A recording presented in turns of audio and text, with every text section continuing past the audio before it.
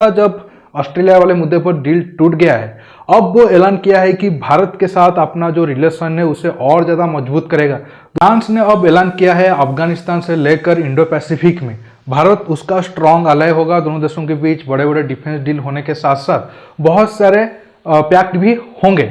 लेकिन दोस्तों, आप तो कहोगे ये एक बहुत अच्छा बात है, फ्रांस तो हमारा बहुत दोस्त देश है और भारत जब मुश्किल हालात में था फ्रांस बहुत बार भारत की मदद भी किया है। लेकिन दोस्तों, आज मैं भारत और फ्रांस के रिलेशन का और एक एंगल आपको शो करने वाला हूं जिसके बारे में आप बहुत कम जानते हो या फिर बिल्कुल भी नहीं जानते हो। आज मैं आपको डिटेल्स में बताऊंगा मतलब कैसे फ्रांस स्कॉर्पिन सबमरीन डील से लेकर राफेल मिराज 2000 के अपग्रेडेशन डील हो या फिर मिटियर कावेरी इंजन को रिवाइव करने का डील हो, ये सब में कैसे वो भारत को धोखा दिया या फिर हमसे झूठा वादा करके $1 बिलियन कमाए।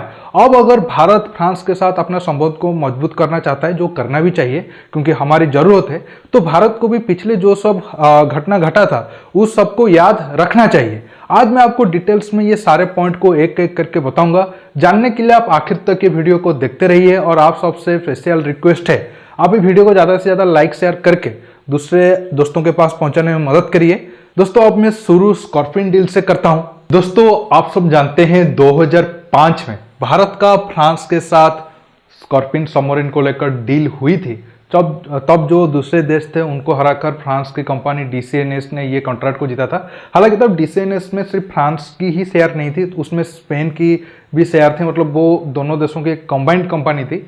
लेकिन बाद में वो कंपनी को और एक कंपनी ने खरीद लिया और वहीं से प्रॉब्लम शुरू होना स्टार्ट हो गया और फ्रांस की सरकार भी उसमें भारत की कोई ज़्यादा मदद नहीं की। पहले प्लान था 6 सबमरीन बनेंगे लगभग 18,000 करोड़ में, पहला सबमरीन आ जाएगा 2012 में। लेकिन बाद में ये प्रोजेक्ट डिले हुआ, कॉस्ट भी बढ़ा और टेक्नोलॉजी फ्रांस की जो कंपनी थी जो वादा किया था वो नहीं किया।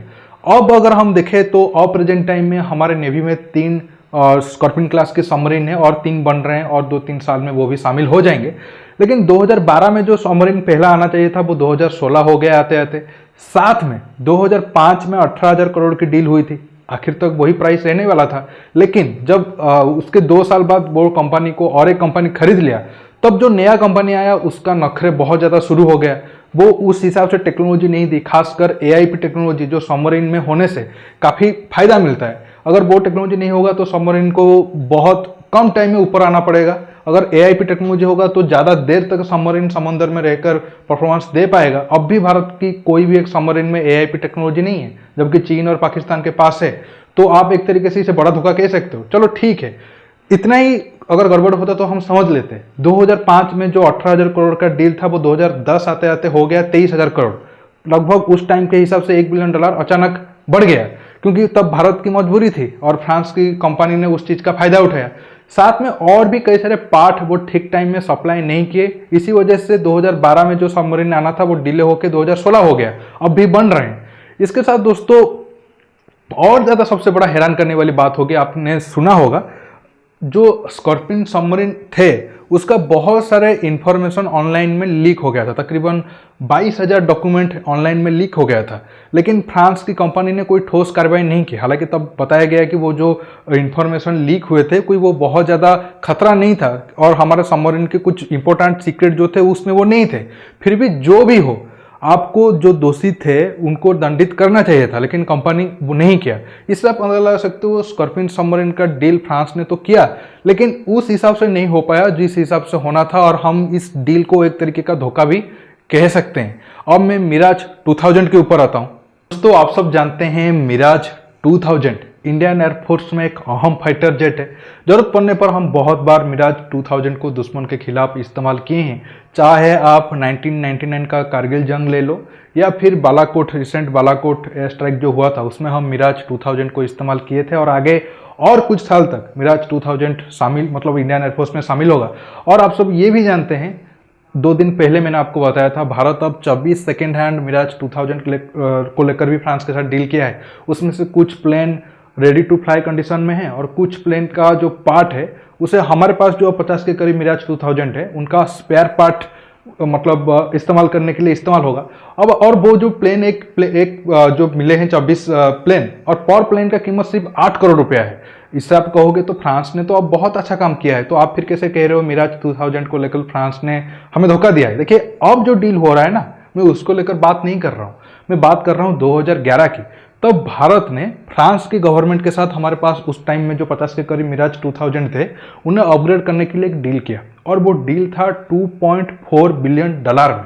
मतलब आप अंदाजा लगाओ वो कितना रकम हम दिए थे, और अगर हम पर प्लेन के हिसाब से देखें ना, वो $43 मिलियन था।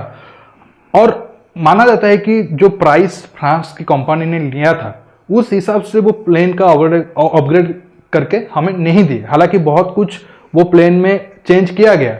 अपग्रेड होने के बाद जो मिराज 2000 थे वो रात को भी ऑपरेशन कर पाते थे, और उनके प्लेन में अच्छा मिसाइल भी लगा, राडार भी थोड़ा बहुत इंप्रूव हुआ। लेकिन जो दो मेन चीज होना चाहिए था, फ्रांस की कंपनी कॉस्ट कटिंग करने के चक्कर में वो नहीं दिया, वो है ऐसा राडार और नया इंजन।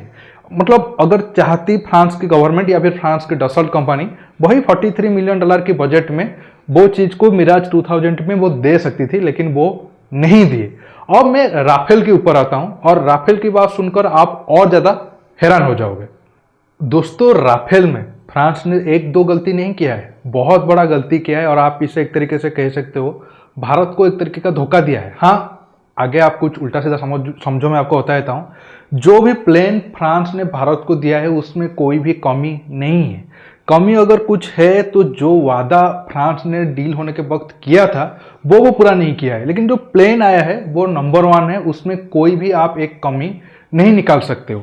आपको ज़्यादा कंफ्यूज ना करते हुए मैं एक एक पॉइंट आप सबके सामने रखता हूं। देखिए जब L1 और L2 मतलब जो बिडर था, जो 5-6 प्लेन उस MMRC टेंडर में थे, आखिर में आप सब जानते हैं राफेल को कंपटीशन कर रहा था यूरोफाइटर टाइफून। L1 L2 दोनों थे, और उनमें से L1 को चुनना था। राफेल को L1 चुन लिया गया, और वो डील में ये मेंशन था जो भी फाइटर जेट ये डील को मतलब विन करेगा वो पूरा टेक्नोलॉजी ट्रांसफर भारत को करेगा। लेकिन राफेल ने क्या किया, जब L1 बिडर मतलब राफेल चुन लिया गया है कि ये इंडियन एयरफोर्स में राफेल ही यूज होगा, तब वो टेक्नोलॉजी देने के लिए मना कर दिया। इसी बात को लेकर 4 साल तक बातचीत होती रही, और आखिर में जब इंडियन एयरफोर्स को अर्जेंट प्लेन की जरूरत थी, मोदी गवर्नमेंट मतलब मोदी जी जाकर गवर्नमेंट से बातचीत करके 36 प्लेन अर्जेंट बेसिस पे खरीदे थे। हालांकि मैं ये स्टेप को उनको बहुत ज्यादा क्रिटिसाइज कर रहा था, क्यों गवर्नमेंट सिर्फ 36 ही खरीदा, ज्यादा क्यों नहीं खरीदा। लेकिन अब पता चल रहा है फ्रांस की गलती के कारण या फ्रांस की मनमानी के कारण भारत पूरा 100 के ऊपर प्लेन ना खरीद के 36 के करीब प्लेन खरीदने के लिए मजबूर हुआ। और दोस्तों दूसरा बड़ा पॉइंट यह है कि फ्रांस ने इसके साथ और भी बहुत कुछ वादा किया था, इंजन से लेकर मिसाइल से लेकर बहुत कुछ वादा किया था, लेकिन वो पूरा नहीं कर पाया। अगर इंजन की बात करते हैं तब फ्रांस ने वादा किया था हमारा जो कावेरी इंजन होगा उससे वो रिवाइव करेगा, या फिर वो टेक्नोलॉजी देगा कुछ जिससे हम देश में बन पाएंगे। मतलब 80% तो बन गए, जो 15-20% प्रॉब्लम हो रहा है उसे हम ठीक कर पाएंगे। लेकिन डील होने के बाद कावेरी इंजन को लेकर फ्रांस की कंपनी ने कोई भी मदद नहीं की। साथ में जो राफेल में AIM-88 इंजन इस्तेमाल होता था, टेक्नोलॉजी ट्रांसफर उसका भी होना था, वो भी नहीं हुआ। वो अगर होता तो AIM-से में हम खुद अपने देश में इंजन बनाते। ये एक बहुत बड़ा प्रॉब्लम हो गया। तीसरा प्रॉब्लम मिट्टियर को लेकर हो गया।